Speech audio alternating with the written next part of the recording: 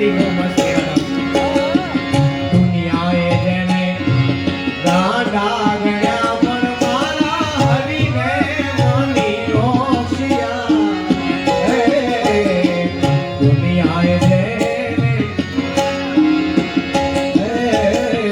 દુનિયાએ જેને આમાં ગાંડા ગણ્યા પણ મારા હરીને માની હોશિયાર ગોવિંદ ગાનો એનું ભજન ગાનું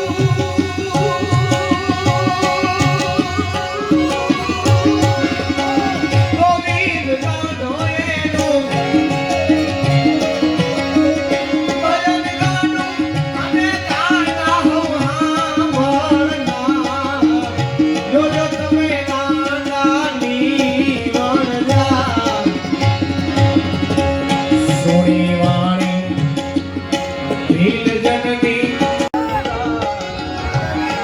પગ ધોવા જાઓ ને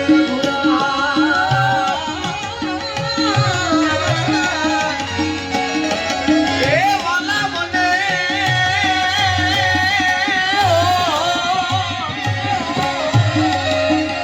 એ વાલા શક પડ્યો છે મન માય પગ મને ધોવા જો ને રઘુરા પગ મને ધોવા જો ને રઘુરા નાવની ઉત લાઈ ના લઈએ આપણે નાવની ઉત લાઈ ના લઈએ આપણે હારવો કદી લેલની હારવો કદી જલ્દી લેલની એ ભાઈ હારવાની ઉતરાઈ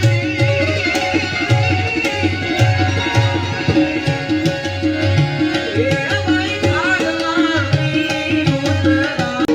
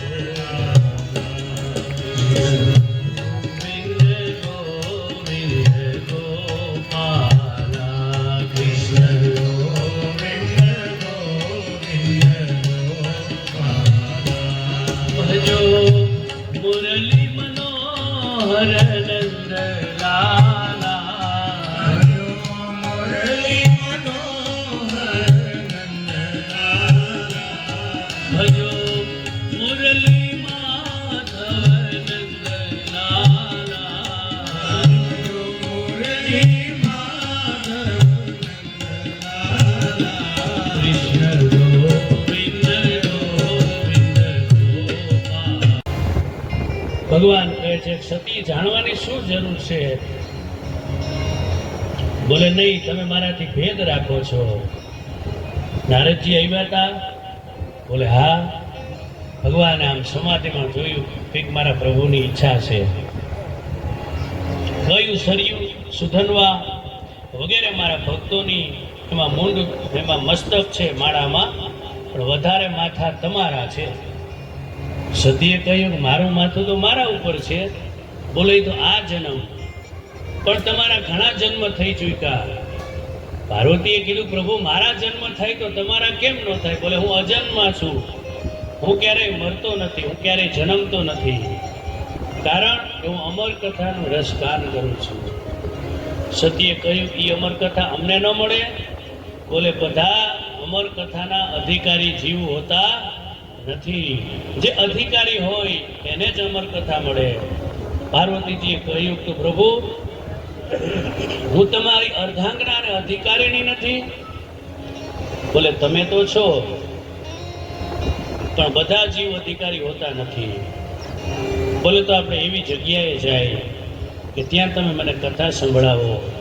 અને ભગવાન મહાદેવજી અને મા પાર્વતીજી અમરનાથની એ સરસ મજાનો અમરનાથની એક વડલો મોટો અને વડલામાં એક સરસ મજાની થળમાં ગુફા હતી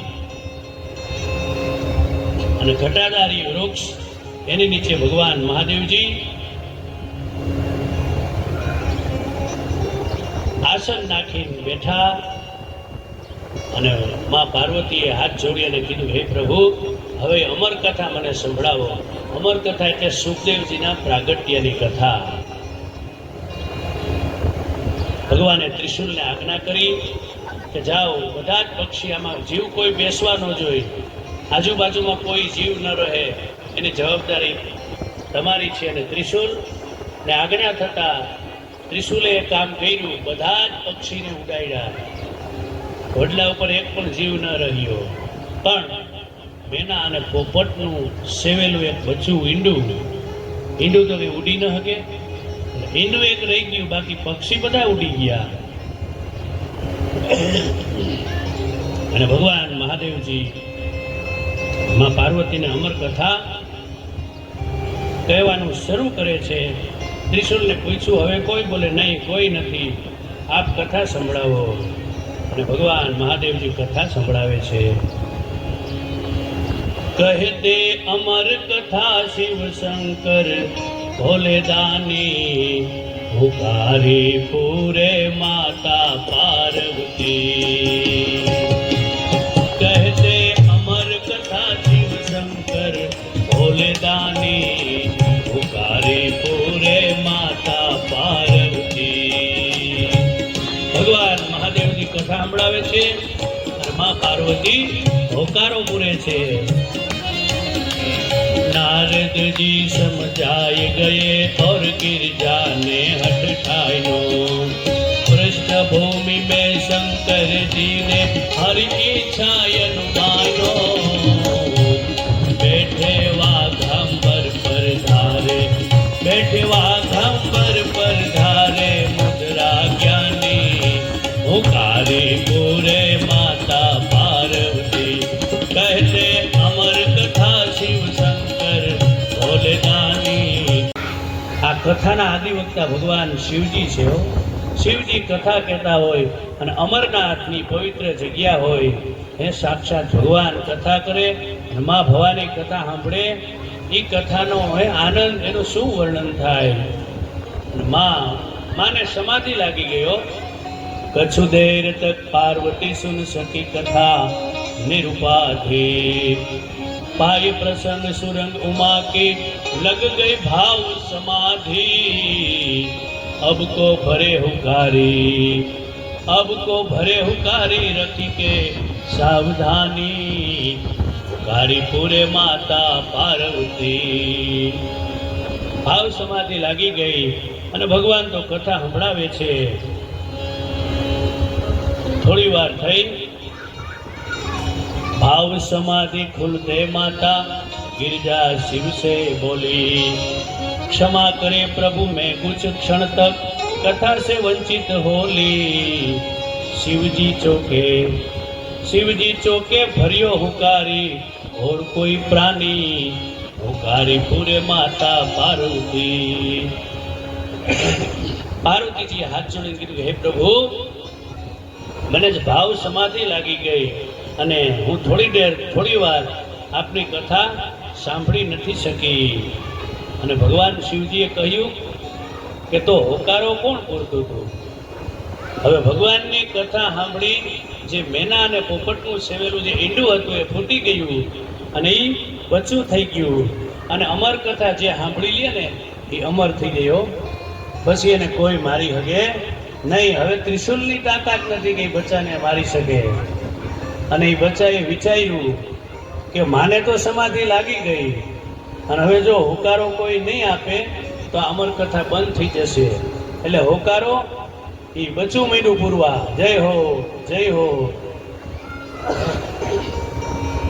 પણ જ્યાં ભગવાન મહાદેવજીએ કીધું કે અરે સતી મેરે તુમારે મધ્ય જબ મૌન હો ગઈ તો और ચોર કોઈ સુની રહ્યો સુગના બોલો મારા અને તમારા વચ્ચે તમને જો સમાધિ લાગી ગઈ તો બીજું કોણ હશે? એ કોણ પ્રાણી હશે? બચ્ચાને એમ થયું કે હવે આ તો ભગવાન મહાદેવજીનો મંડપ છે, આ તો એની કથા છે અને હવે જાજી ચોરી ન કરાયો. હવે મારે કહી દેવું જોઈએ અને જો ચોરી કરીએ તો હે રે માલ દે એ સંતના રે ઘરમાં માલ દે ચોરી નાવ કરીએ ધીરે ધીરે ધીરે માલ દે.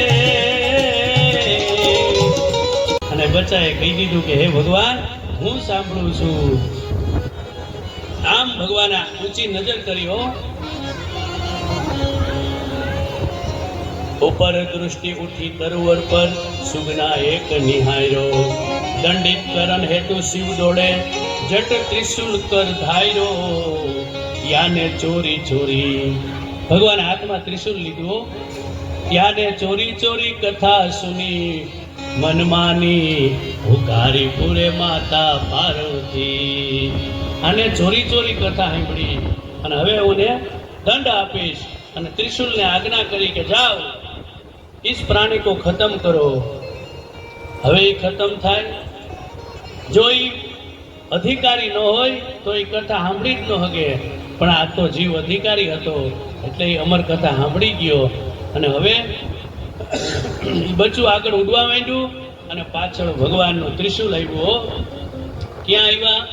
भागत भागत वेद व्यास के आश्रम सुखना आयो व्यास पत्नी के मुख मार्ग गर्भाशय माही पठायो पीछे व्यास कुटीर पर शंकर पहुँचे आनी हमारी पूरे माता पार्वती. सरस मजानो सवारनो समय અને આગળ વચ્ચું ઉઠતું જાય. પાછળ ત્રિશુલ આવે છે એને મારવા માટે અને માં અરણી માતા વ્યાસજીના પત્ની ત્યાં સ્નાન કરીને વાળ કોરા કરતા હતા અને બગાસું આવ્યું. બચ્ચાને એમ થયું આ સ્થાન સુરક્ષિત છે અને તરત મોઢામાં પ્રવેશ કરી ગયા એ પોપટનું બચ્ચું, મેનાનું બચ્ચું અને પેટમાં ઉતરી ગયા. ત્રિશુલ આવ્યું, કંઈ કરી ન શકે. ત્યાં તો ભગવાન આવ્યા. મહાદેવજી વ્યાસજી ઓટે બેઠા હતા. કીધું અરે મહાદેવજી પધારો પધારો, તમારું સ્વાગત. બોલે આતિથ્ય સ્વાગત હું બધું પછી. પેલા તમારા ઘરમાં મારો ચોર છે, એ ચોરને પેલા બહાર કાઢો, એને હું મારું ખતમ કરું અને પછી તમારું આતિથ્ય સત્કાર હું સ્વીકારીશ. કહે વ્યાસજી ભોલે સ્વામી લીજે તનક વિચારી कैसे सुन तो सुगना जो पे हो तो नहीं अधिकारी धरी के ध्यान लीजिए भली भांति पहचानी.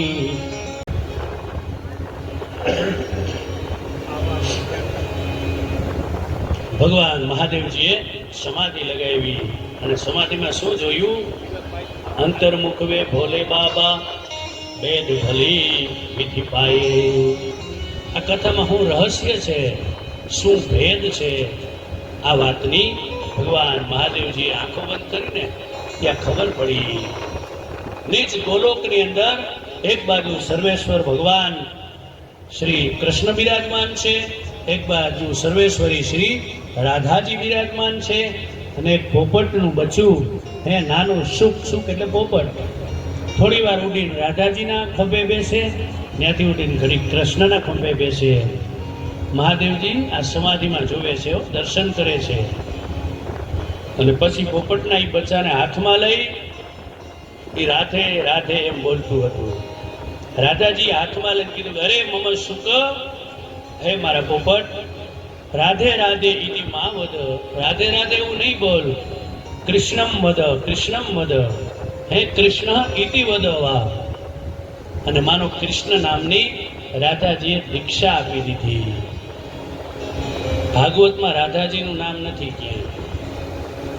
એવો એક શ્લોક છે, શાસ્ત્રમાં લખ્યું છે કે આત્મનામ ગુરુર નામો નામાતિ કૃપણસ્ય ચ શ્રેષ્ઠ કામો ન ગૃહણીયા જ્યેષ્ઠ્યા પદ્ય કલત્રયમ. આની એમ કીધું કોઈ નામ લેને. હવે બધા શું એ કરતા હોય, નામ લેવું જોઈએ. એટલે એનો મિત્ર બેસવા આવ્યો, એટલે આની ચા બનાવ્યો, બે મિત્ર મોજમાં આવી ગયા અને પછી ધીરેકથી ચા તૈયાર થઈ ગઈ. રસોડામાં કીધું, પોપટ ચા લઈ જાઓ. નામ ન લેતા હોય ને અચકાયો.